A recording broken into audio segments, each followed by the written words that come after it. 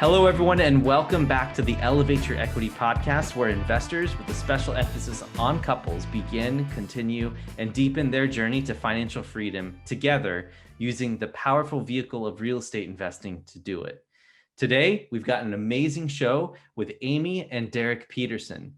These guys have been doing lots of marketing campaigns, and they're someone that's different. Even though they're in the real estate investing space, they're actually marketers, and they've helped Whitney Sewell and some of the big names out there get their marketing machine up and rolling. So we figured we'd bring on Derek and his wife to be able to share some of his perspectives there on that.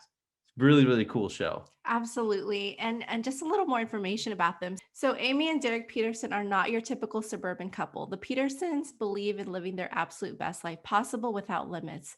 And as a strong couple alongside their family, Derek and Amy own and operate two successful businesses.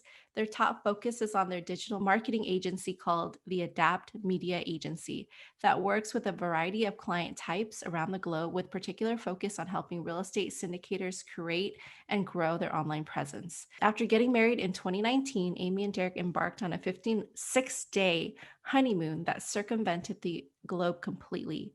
Derek's desire to take his wife around the world had them in places such as Hawaii, Bali, Thailand, the Philippines, Venice, Paris, and Barcelona.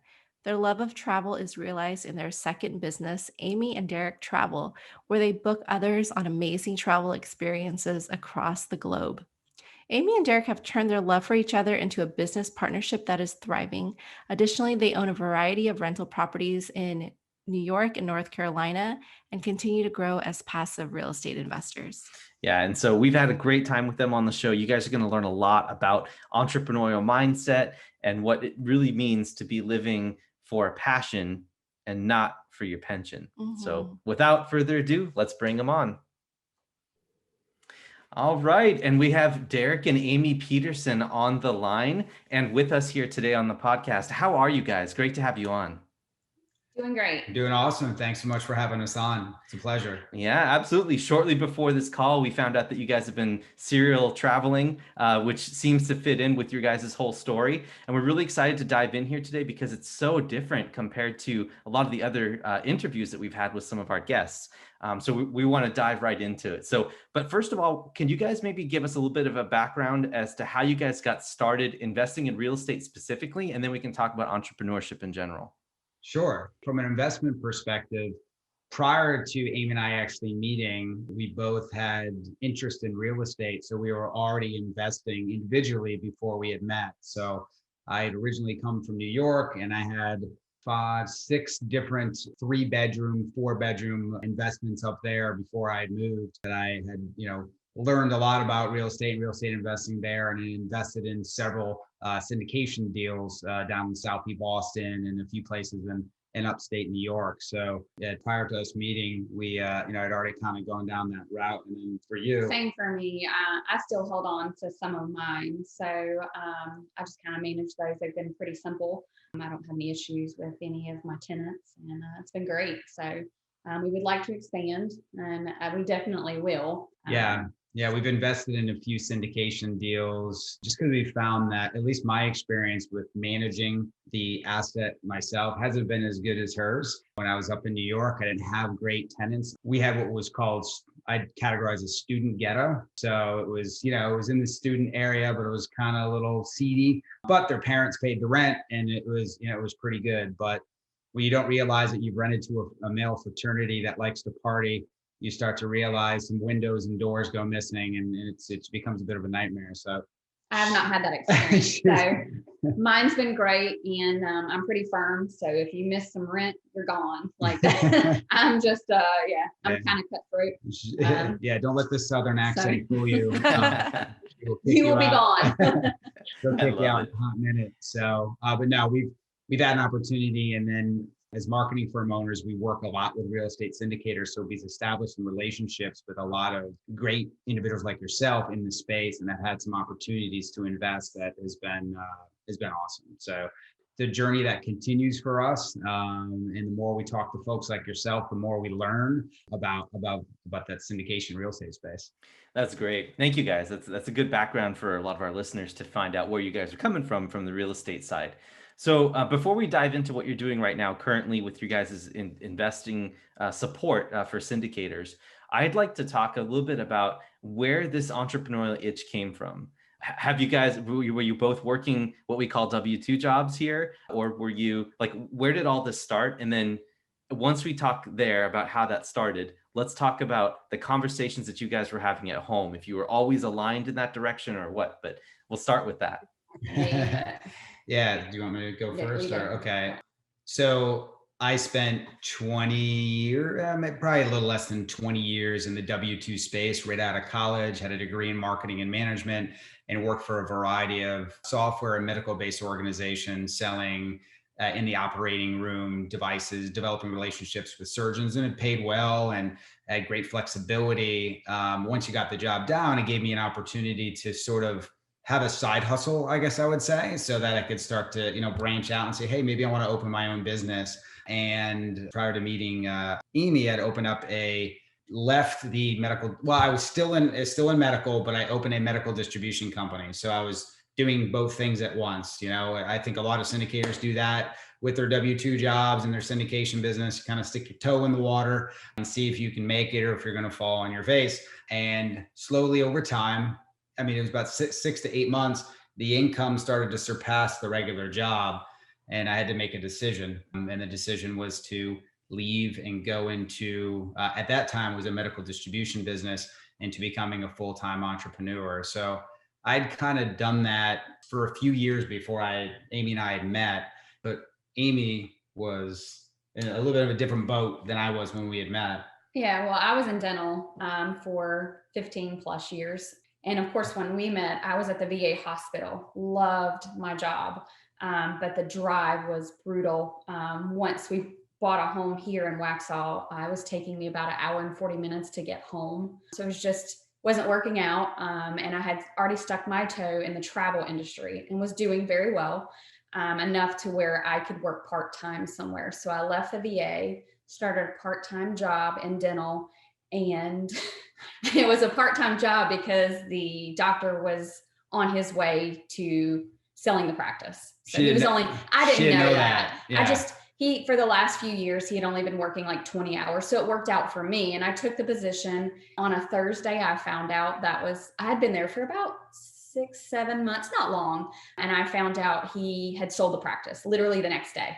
Like he sold the practice. Wow. We no longer had a job on Thursday. So I come home, I'm telling him, and he was like, I said, good. Yeah. I said, you got canned today? Well, you didn't get fired. You lost, I was like, and she's like, oh my gosh, I lost my job. And I said, good. It forced me to do something I probably would have never done. Yeah. She was definitely more, I think, comfortable in that W-2 position. And I think being that was something I'd done for a while, I could provide sort of that nudge, like, no, like if you work as hard as you do there, because she works her tail off. And I was like, but you're building someone else's dream, right? I was like, let's shift your focus towards the travel industry with the travel agency. And we were in the process of, when that happened, 2 months later, we were getting married, or a month later, we were getting married, and we planned this 60-day around the world honeymoon. Which I was pumping the brakes on because I couldn't miss work that long. Yeah, but I wanted to go all the way around the world, do all these countries on this honeymoon. And when she lost her job, I was like, yes. So now we can do this because with the marketing firm, I could work from anywhere. And she thus began the transition, to answer your question, into that W-2 space. But I would say it was a bit of a struggle at first for her because she was so used to, structure and, punching a clock and doing it. It was very structured. I think you've since gotten used to the fact there's days I struggle. Yeah, I don't. You couldn't pay me to go back. Yeah. Well, I feel like sometimes there's days where I'm not so busy and I'm like, I could have actually went and worked a job today and then done this at, tonight or whatever, just because I've always had multiple jobs. So. Yeah.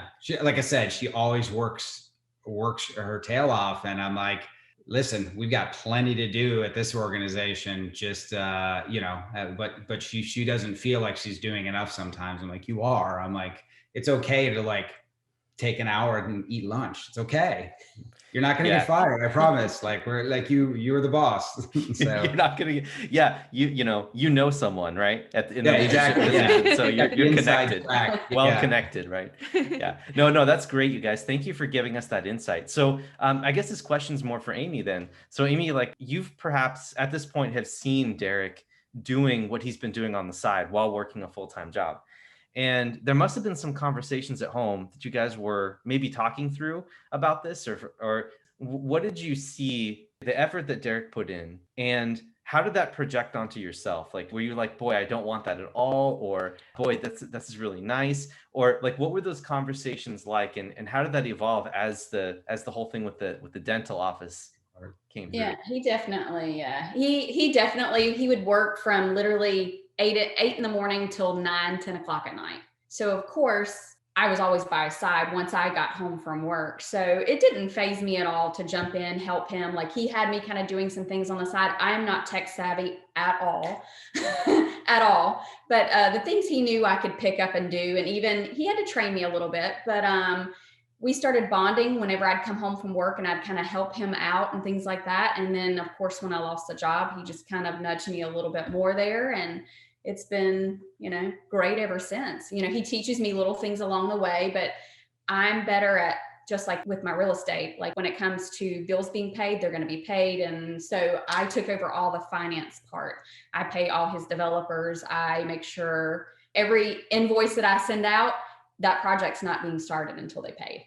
Like it's not happening. She's a detail-oriented individual. So like when we started having those conversations, some of the conversations are like, if you're going to come into and do this, like, she's like, well, what am I going to do? She's like, I don't know anything about marketing, and I don't know anything about building websites or brands or anything like that. And I was like, either did I before we started this. I'm like, one day at one point you didn't know how to walk. I'm like, we all figured that out too. So the reality is that like you can learn, right? That was what I was trying to get across, is like, you can learn it. And it definitely comes with frustration, I think, as you go through that learning curve.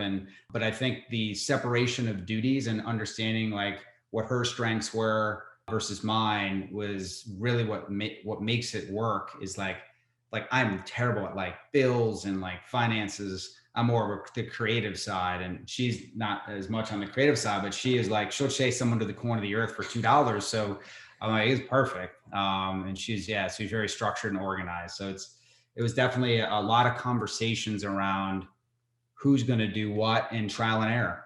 I started handling the SEO, and which I learned, and I've become pretty good at it. Yeah. She manages our whole SEO team. So it's a whole team of individuals and she didn't know anything about it. I mean, she didn't even know what SEO stood for at first, but now she's a rock star. So I think the key lesson is just, in the conversation we had, was just all about spending time to learn and grow into the business. Yeah, thank you guys. That's so inspiring. And I love how, the gradual evolution of both your strengths and skills it sounds like really synergistic. And even though the learning curve may have been high, like you guys found your rhythm. And Derek, what you said earlier really stuck with me about, why, like what you said, maybe this was a real true blessing for Amy, that with the dental situation. And what you said was that, why work for someone else's dream when you can create and just grow your own, right? And I resonate with that because I pretty much did the same thing about 5 years ago. And so it sounds like a lot, there's a foundation of mindset that really goes into creating and sustaining your success, both of you guys. So can you talk a little bit more about, what fuel drives you to keep moving forward when times get tough? I think there's multiple fuels. One of them is, of course, necessity, right? You have bills, you have a mortgage, and a lifestyle to maintain, investments you want to invest in. So there's a certain degree of income that needs to be generated. So there's that side of it. But honestly, that's a small part of it for us. We decided when we were going to venture out on our own that we're going to chase our passion, not our pension. Because for the first 20 years of my work life out of post-college, it was the other way around. I chased dollars. I was miserable, but I made a lot of money at that time. And I was like, but I just wasn't happy. So for us, I think aligning our careers and our business with things that we love and enjoy makes it almost feel like it's not work at times, right? So we love to travel. So the travel business is like, it doesn't feel like work. I mean, it definitely has its moments, right? And same on the marketing front, working with different syndicators and helping people develop brands, like it gives us an opportunity to be creative with these individuals. So that the motivation I think sometimes needed to drive forward is lessened a little bit when you're doing something you're truly passionate about. And then I think for us, it's about building something together. It's about building a legacy together and not building someone else's. To your point, it's ours. It's a little bit of that. I don't know. Would you add anything to that? There are times, like, of course, me being like more into the money side of things, I have certain accounts that I put things into. And of course, like I'll tell him, we need to strive for this because we are wanting to do some more investment and some things like that. But for the most part, I definitely lean more towards what you said. It's a lifestyle for us. Definitely there's not a ton of money to be made in the travel industry, but it definitely creates a lifestyle for us that, that's literally like all of our side income. It kind of goes towards that. So something we enjoy and love. So yeah, for sure. So it's that balance of lifestyle and passion and all that. I think that really makes it easy. But in those tough moments, to sort of answer your question, because they do come, there are those moments. There's those moments where thankfully we really get along like incredibly well. And like, so spending every waking moment with each other has never really been an issue. But I think having boundaries and knowing like, hey, it's 8:00. Like, let's put our phones away. Like, let's go veg and just go chill out. Let's go out and, have a drink on the deck, whatever the case may be. Let's create those boundaries, I think, is what we've learned, because before we didn't, and we would just go. And when you were first starting out trying to grow, like I said, it'd be 10:00 at night. He would still be working. And of course I'd be by his side trying to help in any way I could, but it's exhausting, right? And you got to do the grind, but eventually then you start to get tired and maybe short with each other. And like, that's when you're like, okay, maybe we need to make a little more time for us. Although we're together the entire day, just like actually together, you know what I mean? Without the work. Absolutely. Absolutely. Yeah. And thank you both for being so open and authentic. And because this is what our listeners really need to hear, right? It's not picture perfect. It never is a linear journey.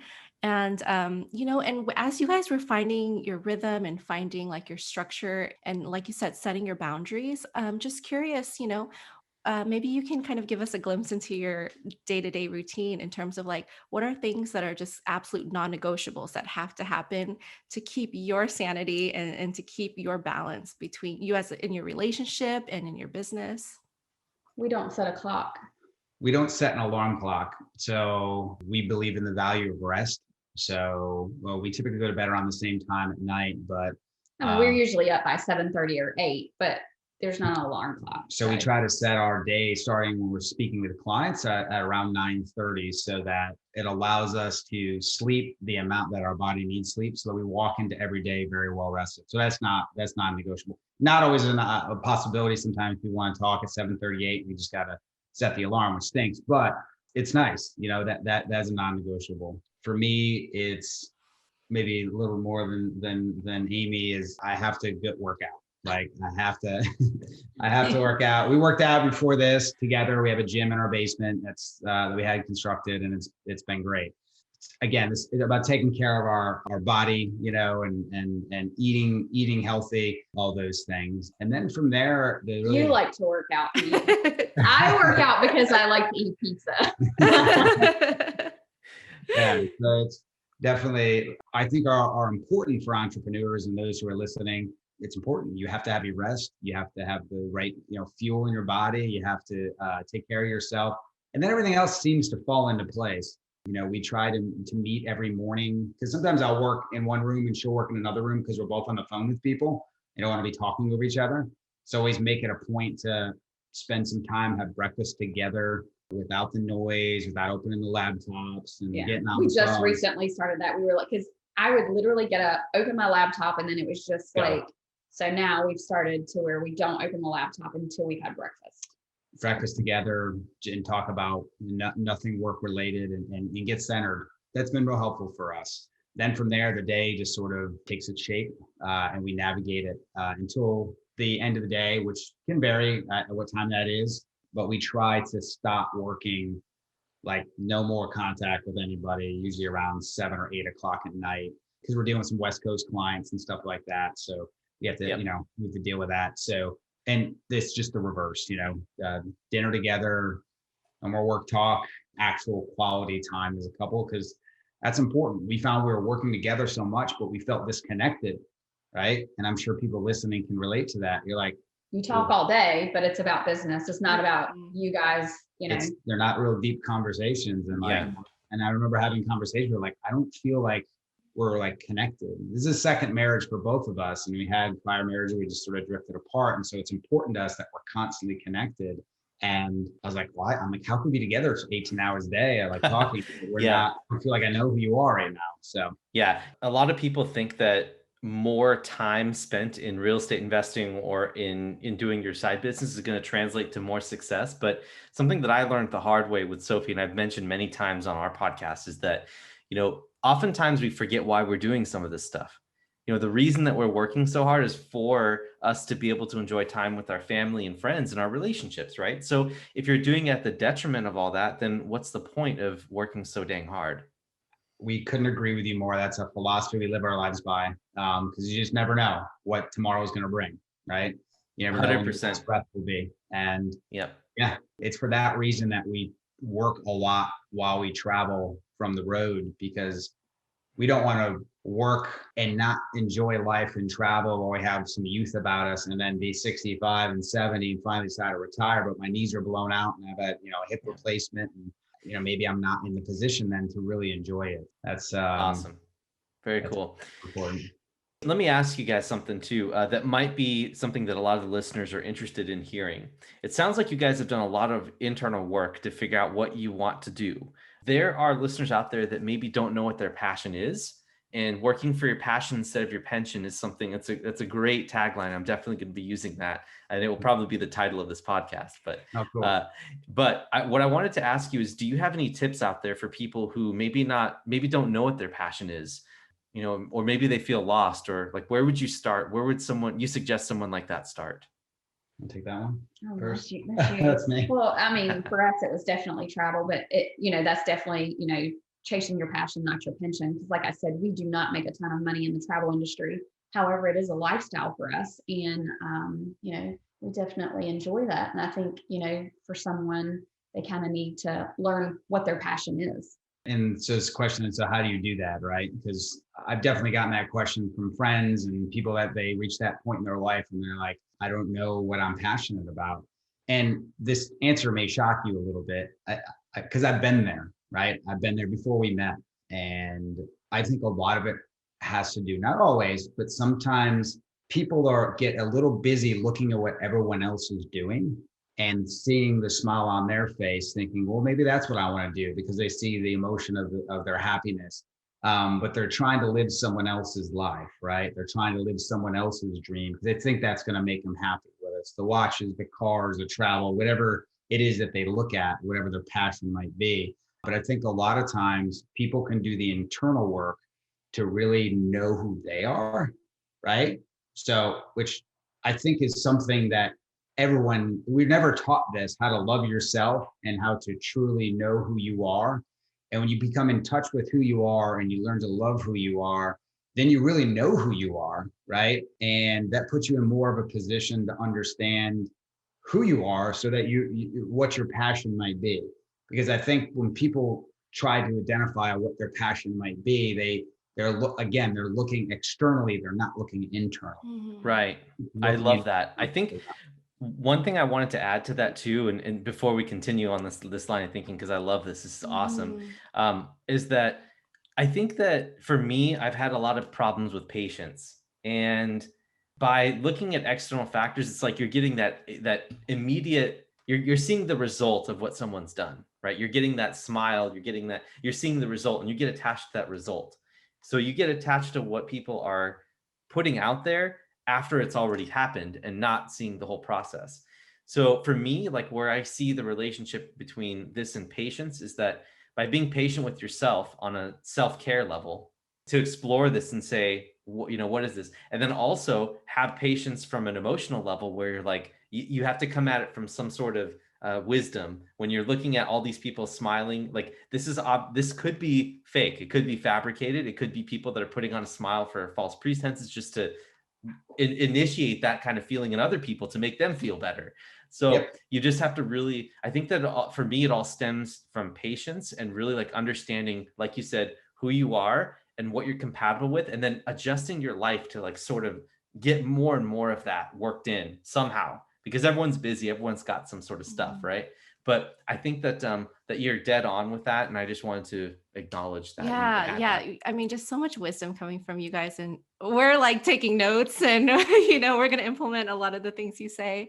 And I think it goes to that saying, we compare our blooper reel to other people's highlight reel, right?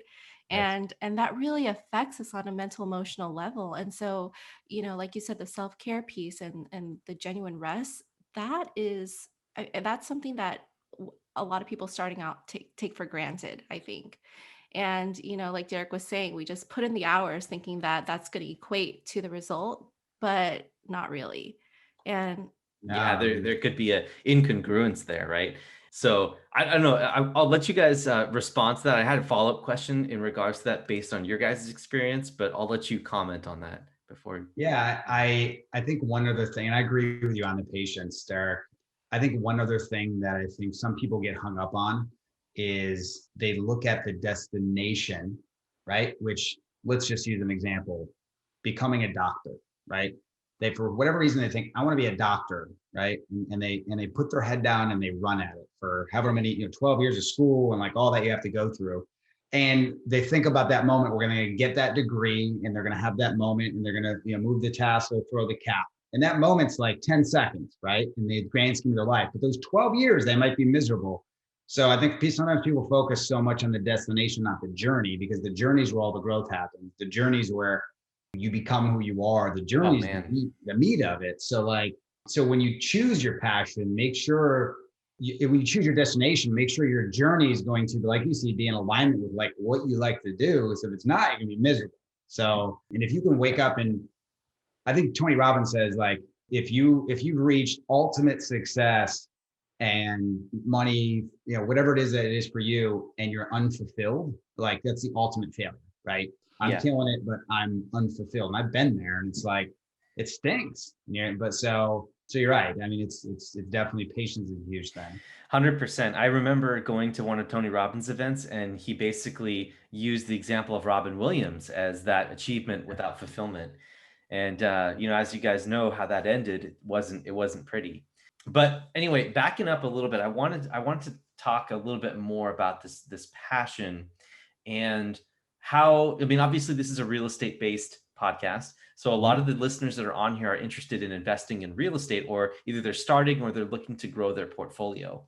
And so I think that one of the things that was really cool in some of the books that I've read before on this topic that have kind of related to this, like there's a book called Designing Your Life. But what they recommend whatever it is that you're doing now in any entrepreneurial or W-2 or whatever venture you're in, start writing down the moments day by day of all the things that you're doing and give an indicator as to how much flow you feel.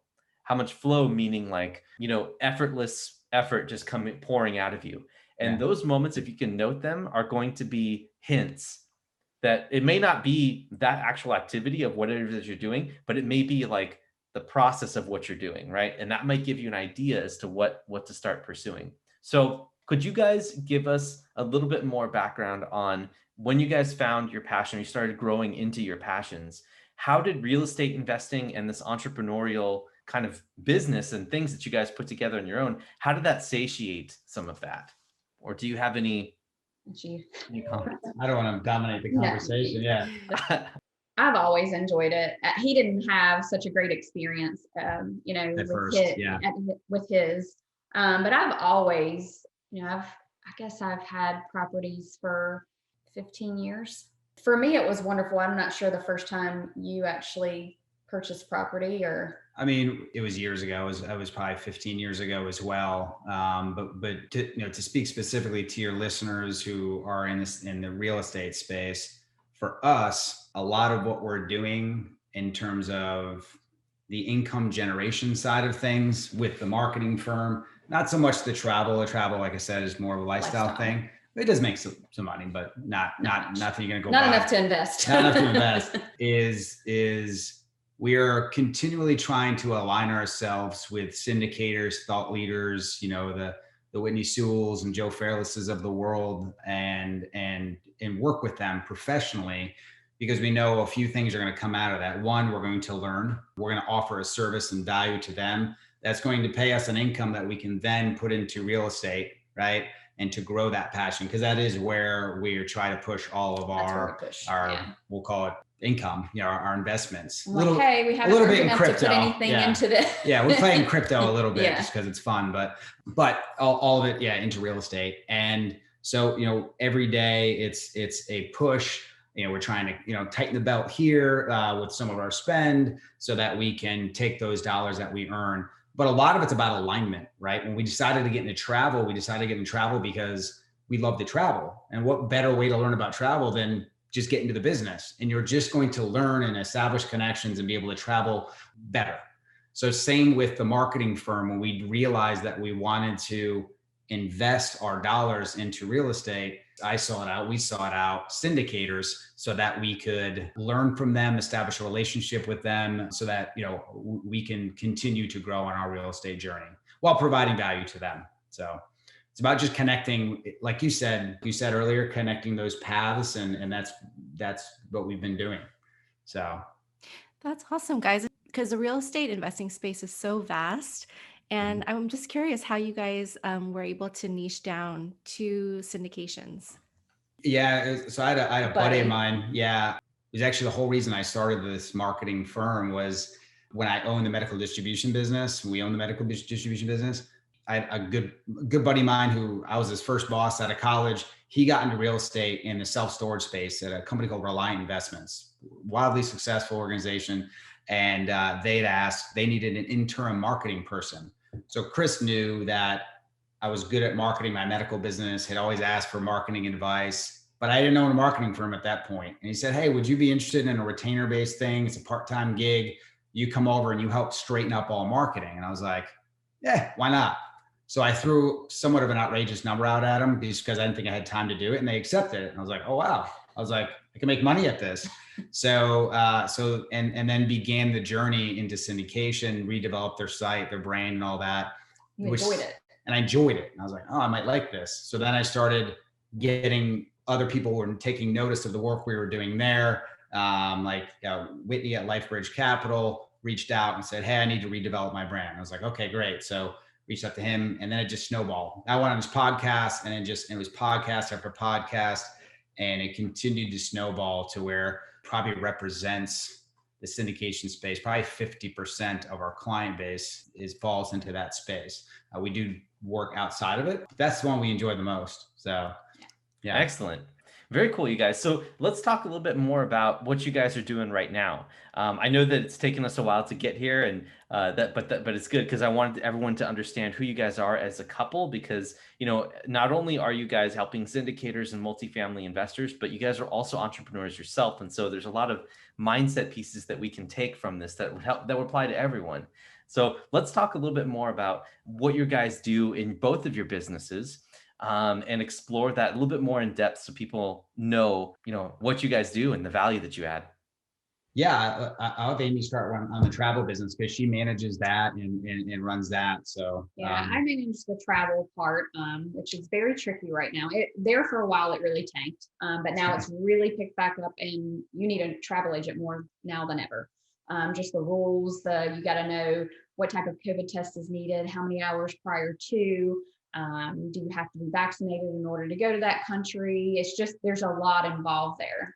So of course we were just in St. Lucia for a wedding I had planned, I didn't plan the wedding, but I planned the trip itself. And so I went myself to make sure everything went smoothly, and it went great.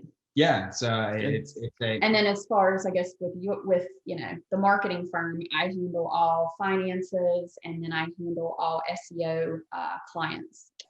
yeah. So she Great. kind of, as any entrepreneur, you have to wear a lot of different hats, and you've got multiple businesses, just like those who are listening have a W-2 job and a syndication job. Okay. Like you're wearing all different types of hats, and she really manages the travel side of it really well. And like she said, it sort of took us a nosedive during COVID. No one went anywhere. But right now it has come back so hot that it's hard to find places Yeah. for people. You're seeing So that in prices for sure on stuff. you are, Yes. yeah. During COVID, like there were still people that were, including us, that traveled, and it was crickets. See, everywhere we went, there was nobody there, and it was kind of nice. To be honest with you. But now the prices are climbing, and it's getting back to normal. So that's been, and she just does. And the name of that company is called Amy and Derek Travel. Pretty easy Cool. to remember, right? So, Nice. and with on the marketing side, that's where the majority of my focus goes. I help market the travel side, but that's really it. She books everything and handles all of that. And then, we have a staff of developers, SEO folks, and some other creative individuals that we've developed this organization to be completely remote, meaning that we don't have an office. We have a virtual office, but we don't have an office because we don't want an office. I don't want the overhead. I don't want to pay I don't have to get up and commute and all that when I don't need to. We don't need to. And we can also manage everybody from the beach in St. Lucia just as effectively as if I had driven 30 minutes into Charlotte, North Carolina traffic and sat in an office. And I found today's tools allow us to be able to grow an organization just as effectively that way in a culture than if we were there in presence. So we love what we do, and it's totally a passion over pension thing. So yeah, That's fantastic. Good question. Yeah, it did. Thank you. I was going to explore a little bit more into that because it sounds like, you guys are taking what you like to do and making that a large part of your life. Like you're like, I don't want to have, we want remote employees everywhere all the time because we want to be one of them. And, there's traveling. So the traveling plus the remote, that combines really well. Plus not having the W-2, plus enjoying podcasts and, jumping on podcasts like ours. It just all fits in, and it's like this holistic thing that you guys could see yourself living for many years. And I think that's really the true sustainability is what everyone is really looking for in doing what they like to do, right, on their terms. So I just want to commend you guys for building a life like that. It's really great. Takes some time, energy, and effort and intention, and you guys have gotten there. Mm-hmm. Oh, we appreciate that. It's definitely been like you said, it's not a linear journey. She had to get canned from her job, and like I had to, just everything fell into place. But once you set your intentions on the outcome you want, I think a lot of people. I'm going to back up for a second. A question you asked earlier, because this may answer it a little bit with understanding what people's purpose is. I think a lot of times if people can imagine what they want their day-to-day life to look like, then deconstruct it backwards into how it needs to be today. That's how we approach this. When we got together, I said, I want to travel the world and work remotely. Let's figure it out, and so it began. And we set our intentions. Fired to get on board. Yeah, but it's all worked out, it's all worked out. Yeah, oftentimes, like when we're forced to interrupt our pattern, then it causes you to step back and think a little bit. And so many positive things have happened in society in general from mistakes, right? Like we had penicillin because of a mistake, and then that led to all that stuff, right? So it's just really incredible to see you guys living that. I don't want to say wave, but it really is. You guys are just kind of like, you're making adjustments midstream, as needed. And I think that's what a lot of people are searching for who are listening to our podcast, because a lot of them are in W-2 positions and it feels like they're forcing it, trying to live on between the bounds of what they make on their paycheck, right? And saving each month and having a retirement and 401k. And so just want to paint that picture that many people who are listening are wanting the lifestyle that you're doing right now. So in general, do you have any advice for those people? For people who are listening who have their W-2, like I know for Amy, it wouldn't be don't just quit, but but what work that side hustle, and then when that exceeds the W-2, And then Yeah. Push your focus there. Cut- Push your focus there and cut it off. Cut the cord. Yeah, that's a great question. And, we get that a lot, actually. We're blessed to have the lifestyle that we have. And we get a lot of, I guess, compliments or like, how'd you guys do it type of thing. And it's like, I look back and I'm like, I'm not even really sure how we did it, but it happened, right? And I could sit there and dissect it about intentions and all that, and it was all there. But advice for those who are listening, I concur with what Amy said, in that you gotta dip your toe in the water.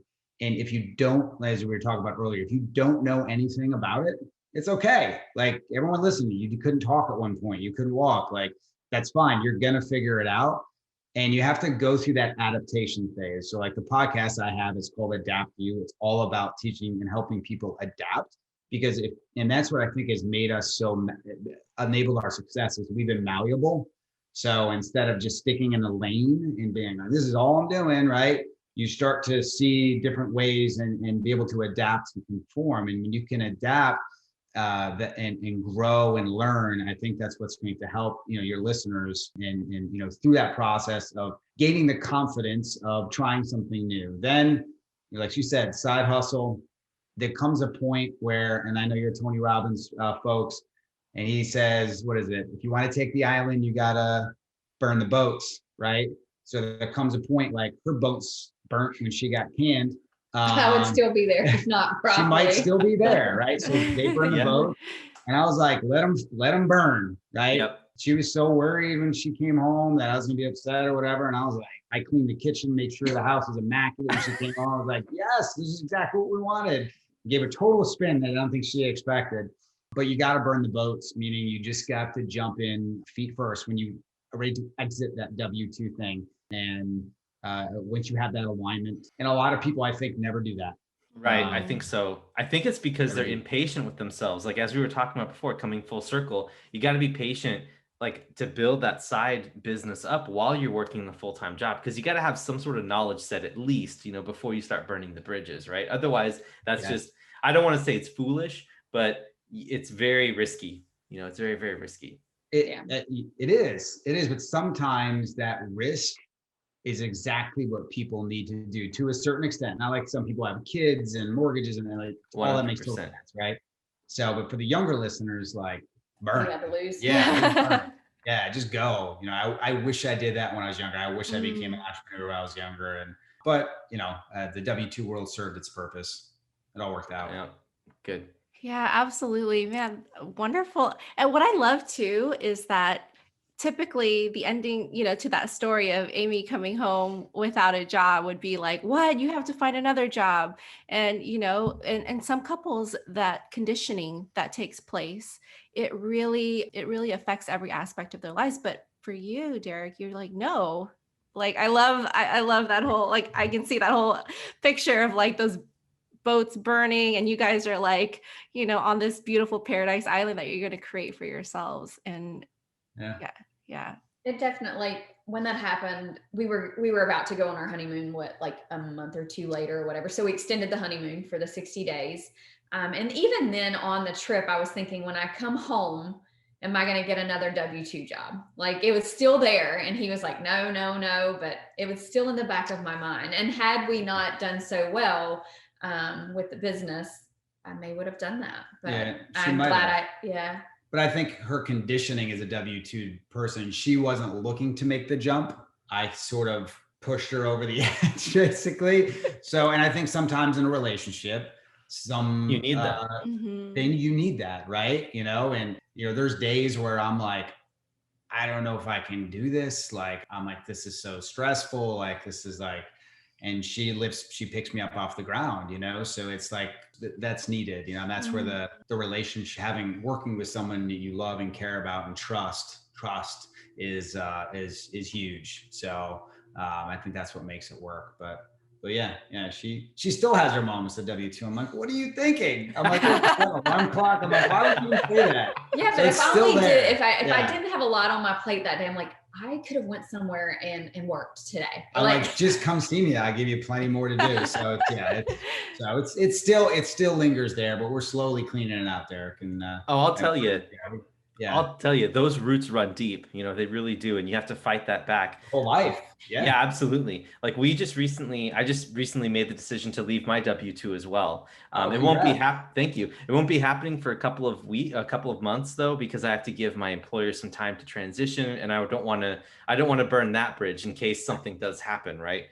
Needlessly burn a bridge. I want to keep integrity and keep that. But in any event, I think that like moving forward in that direction is you have to have the skills, you have to have the knowledge. And I think that I would definitely encourage people to take that route of doing what they would like to do, but in practice and doing it over time, having patience with yourself and making that happen that way. Right. And really, I think the lesson that I've gotten out of all this is it's the importance of reframing, right? It's not about risk, because when we think of risk, it's like, oh my God, we'll fall flat on our face, it's over, like game over. But the reality is it's an opportunity. Exactly. Like everything that we jump into, where you're on the trapeze, and you have to commit to like grabbing onto that next one, otherwise you're not gonna. Yeah, it's all about the fear and trust, right? It's all of these things. That's why we spend so much time talking with you guys about like the fear and trust, because we hope that one of our listeners hears, like a light bulb's going to go off and be like, wait a minute, I don't really have a risk here. If you try to work really hard, or you get yourself prepared, like what we're doing, and you're ready to go, the worst that can happen is you just go back to working again full time. That's the worst thing. 100%. A lot of people are like, well, I can't leave that. It's such a risk to leave that W-2 job because they pay my salary. And I go, you are in no control. I'm like, they could fire you in a second. Like, you're in higher risk over there, because I was like, because you're disposable. I'm like, but when it's your business and it's yours, you wake up every day. I'm like, you can't fire yourself, right? And like, so you're totally right. I agree. It's about reframing and looking at every challenge that you're going to face, because you will, along the road, as an opportunity, right? Like, we've lost some major clients, like they up and left or whatever the reason is, and then they leave, and you have a retainer from them, or whatever the case may be, and you're like, oh wow, yeah. And then I look at it as, you can say, oh, we're in trouble, or I could say, you know what, this is more time for us to be able to find the right client fit or dedicate to that. Yeah. Bingo. Yeah. It's so mindset heavy when you're on the entrepreneur, and on the W-2 side, it's like you're like basically giving away that decision-making ability to someone else. And it's a false safety. It is a false safety for sure. Because what happened to you, Amy, right? Like, and then I would argue that, like, you can find yourself in that position and then end up with more stress, because once you're in the job, right, you start making these commitments, and then you count on the income being there. And then when you leave, you only have the skills that employer gave you, which they decide, and then you have all those commitments that you made with that income. So I would say I'd make an argument that's actually riskier to not think about your own thing. Interesting. Yeah. And just do the full-time job, right? You grow so much more when it's yours, because you have to truly understand and comprehend it. And like you said, like, at worst, you leave that opportunity that you tried to grow with just knowledge that you can take with you to the next thing and make it work, right? So there's no such thing as failure. It's just learning the whole way, right? 100%. Stepping stone. So yeah, very, very cool. Wow, I'm loving this conversation. It's so inspiring and so stimulating. And I want to know, Derek and Amy, what is in store? What's, for the next 3 to 5 years for you guys? What's your vision, and what are you guys working towards? Definitely, of course, I've been focused on saving for going down the, real estate thing, purchasing a beach home. Where, not sure, but I've definitely been pushing for that and researching with that, waiting on the market to kind of provide a better, opportunity, because right now everything that we've looked at has just been way overvalued. Yeah. So we're just trying to save up for that moment when the market actually comes back to reality. To it, that's definitely on the in the purview. Beach home, we've got little signs around our house that say beach home. Every time it's over the stove. So when he wants to go out to eat, there's like a sign over the stove that says beach house. I'm like, No, we're No? gonna eat. We're eating at home because we want a beach house eventually, right? We're not gonna go out and spend $120 on dinner tonight. We're gonna cook at home. Okay, Nice. Yeah. Cool. Yeah, I'd say the next 3 to 5 years, and maybe a little bit past that, is we'd like to build the marketing firm to a point where we're owner operators right now, and we're starting to transition to bring people in where maybe we don't have to be as hands-on with it, so that we can grow and bring people that we trust, so that we can start to shift our focus more towards the investing side of things, right? Because right now it consumes a lot of our time and our resources. So it's about making that shift and pivot to creating a sustainable, income stream to be able to send over to the real estate side, because we just definitely something we want to spend more time on. And our goal is in 10 years, at 55, like we're like just passive income streams are providing us the income that we need to live the lifestyle that we've come to know and love and enjoy. And we're going to sell our home and kind of like you guys. And just the kids will all be out in college and all that. And we're just going to go just live and work from wherever. We're not work, So say you want to go to Spain for 2 months, let's go to Spain. Just rent a casita for a little bit and just check out and mix and mingle with the locals and have that passive income coming in from the passive income. Yeah. Yes. And then that's why the real estate's so important is that. Yeah. I've always looked at that as like a 401k plan. Yeah. Absolutely, you guys. That's fantastic. Again, just a natural extension of what you're doing right now in both your passions in travel and in real estate. I know a lot of people can relate with that on the W-2 side. So thank you guys so much. And we had an awesome time talking with you guys about your guys' mindset, the growth, all the things you've been through over the last couple of years. But what we're going to do is we're going to head out to the end part of the show. We're going to go through the rapid round. And then after that, we'll ask you guys how people can find out more about you. So in this rapid round, it's the same 5 questions that we ask all of our guests. And so we're excited to rapidly ask them. So it's intended to be quick answers for all 5 of the questions. And they're for each of you as well. Oh, all right. Okay. So let's do it. Do you want to go for it? Like I said, let's do it. Yeah. All right. All right. First question is, what book has had the biggest impact on you and why? I am definitely, you don't want to, I'm not going to answer it. Like, you don't want me to answer that. Mine's usually like, the books I read are not, No, it doesn't have to be business. It could be anything. Yeah. I'll let her think and marinate on that. For me, it's the and I may be getting the title wrong. It's the power of one. So it's the idea and the concept, although we have a couple different businesses of just focusing on one thing and not getting so distracted. I'm a dreamer, so like I try to do a lot of things, and it goes and it kind of goes from there. I think the book that she's trying to think of is the McConaughey book. Oh yes. Oh, the green lights, right? That would be awesome. Yeah. What was it? You had it right. Yeah. What is it? Green lights. Green lights. Yes, that was amazing. I haven't read it, but I've heard a lot of good things about it. You have to listen to it. You have to listen to it. We'll get it. I didn't read it. It was his, that was amazing. It's him reading it, and he just adds so much color to it. It's a car listen. We drove to like 9 hours. We like crushed it in one sitting. Real good book. That's great. Awesome. That's great. Yeah. Okay, we're gonna get it right after this. And by the way, Derek, did you mean The One Thing by Gary Keller? That's it. It's literally Got it. Awesome. Nice. Okay, yeah. So mine would definitely be Green Light. That was an amazing book, but definitely listen to it. Yes. The next question is, if people wanted to emulate your success, what's the first actionable thing that they could do to follow in your footsteps? Find your passion. Yeah. Okay. Do the internal work and get to know who you are. I think that's great. Full circle. Yeah. And the next question is, what small thing do most people not know about you? Yeah, I was raised by my grandmother. Oh, okay. That's cool. For me, I've been an avid endurance athlete for many years in the sport of triathlon. So that's for the listeners. It's definitely we got medals hanging over here in the corner. It's been a big part of my life is the racing. Very cool. Awesome. Go ahead. You want to ask the rest? Yeah. So number 4 is, how do you like to unwind and restore your creative juices on your own, individually? I love music. all kinds of music. So that's definitely my outlet. For me, it's actually fitness, working out. Yeah, that makes sense. Yeah. Very cool. And then the last question is, what are your guys' favorite family vacation spot to travel? I think that's getting ready to come up, but I'm going to say Mexico. Yeah, it's going to be the same for me. Solid. Mexico.